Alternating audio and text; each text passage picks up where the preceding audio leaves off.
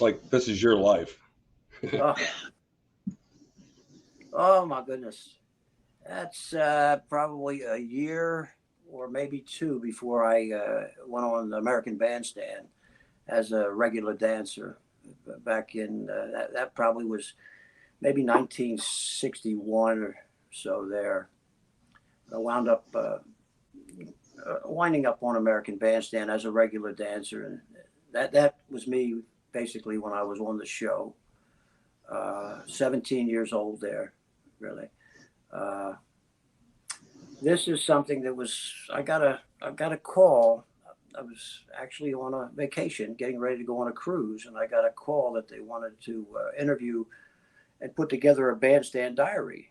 And I did it on the phone. They were having a book signing in Philadelphia, which I couldn't make, but it was an honor. They interviewed me on the phone and wanted to make sure that they got me in there for the period of time that I was on the show. It was an honor. I'm sorry I didn't make it. That that's a classic.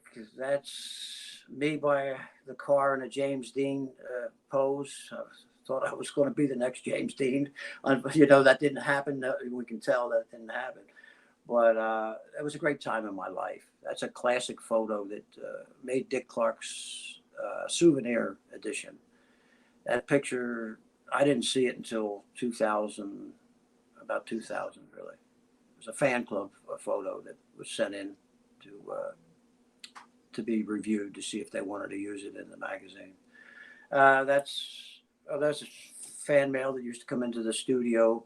You look at the address, you can see how the old addresses were then in those days. You know, we're going way back in time there. That was most of that mail. I got saved a few that were important.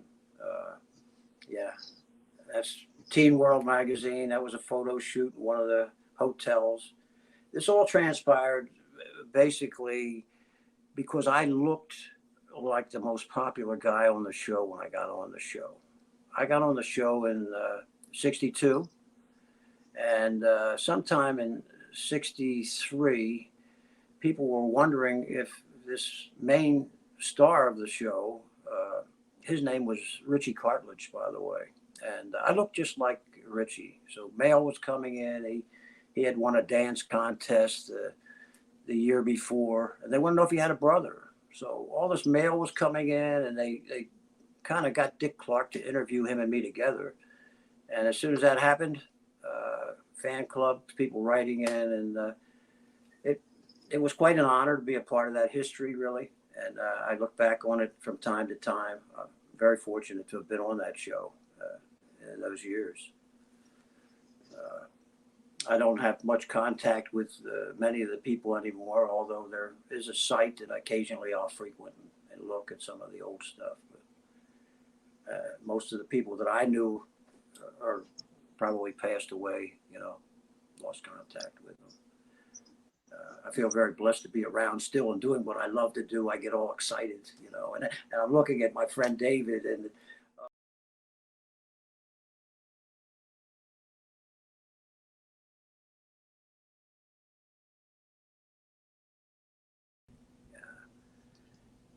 I wanted to Bandstand. ask you, Ricky, what Yeah. was the most memorable moment from the bandstand days? Oh well, I'll tell you what. I've got a few. I'll tell you a couple. Uh, the best memory I have would be seeing Stevie Wonder do Fingertips Part Two. He was about 12 years old. That's probably I loved.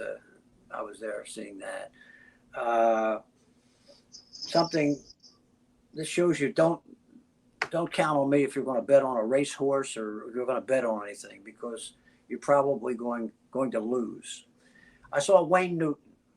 Now he sang Dunkashane on the show, and the teenager that I was in those times, I said this kid will never make it anywhere. He's this is his one and only song this guy's ever going to make, and we know the history of Wayne Newton. He became a multimillionaire in Vegas, and I learned to respect him naturally as well. But I was so wrong on that, dead wrong.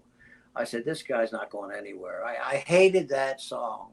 I just couldn't stand it. Yeah, that would, Stevie Wonder would be really. I saw numerous people on there. Bobby Vinton, Connie Francis, some of the older ones. But it was just a pleasure to get in. I can tell you a story that happened too that made me feel like I was important with Bandstand. I remember coming up on a Saturday when they were taping shows, and I was running late. The train ran late or whatever, so I come down on the L, and people were out there. They closed the doors. Nobody's getting in. There was a security cop named Bob, and he saw me coming towards the studio. He motioned me in. He took me in the back door of the studio, and I had to climb through electrical wires and all kinds of stuff to get down to where you would get, where you would get in. So I really felt kind of special when that happened, and I said, "Oh boy, gosh, these people are out here. Nobody's getting in. They're not letting people in, and this guy's slipping me in the back door." So that was a special moment for me in terms of Bandstand too. And Pop Singers was a little restaurant where everybody went and ate, during breaks between sets. And I think my initials are carved in some of the old wooden benches over at Pop Singers, because people that would come to the show that had never been there, or people from out of town, they'd want to come in and see some of the regular people that danced on the show. And I think everybody carved their initials in the old wooden seats. But if you didn't go to Pop Singers, you didn't know what was up. That was Right. 46 Market. You're a big part of that history too, David. Don't shortchange yourself on that one, because it's great that you were such a part of that. I mean, I can say the same thing, about American Bandstand. There were people that really emphasized on the dancers in the late 50s when, it all started, and to the beginning of the 60s, and then a lot of them weren't on the show. Uh, it's the same. They got more magazines and things than I could ever even imagine back in the late 50s and all, before, when it was really important. So for me to just luck out and get in, a small portion of time myself, it's just really like what you're saying. You're a part of it. Lucked out.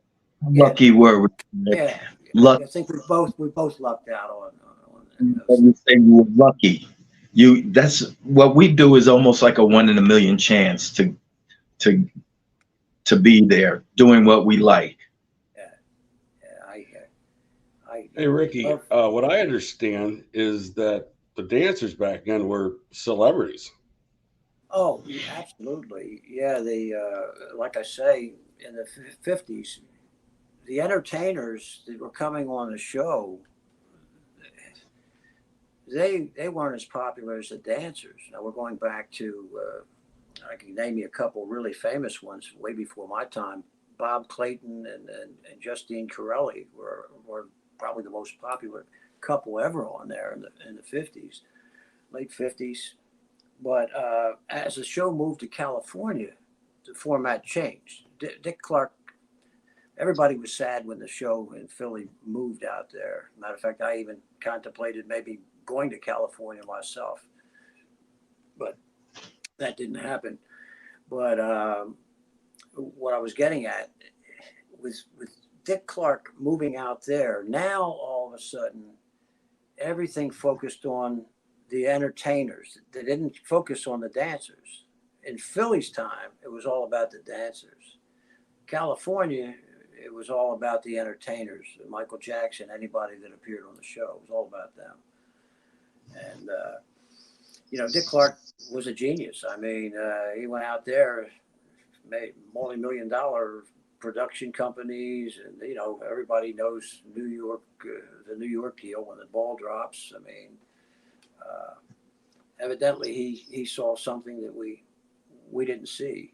His whole look changed too, by the way. When I saw him, his hair was slicked back, and when he got out there, he got a more of a youthful look. I mean, he different guy. He got out in that California sun, and hey, but such is life. That's really the way it goes.